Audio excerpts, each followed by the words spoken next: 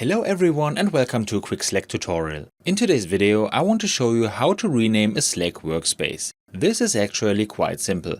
First of all, I open Slack and here I am directly in the corresponding Slack's workspace. To be able to rename the workspace in Slack, it's important that I am admin in it.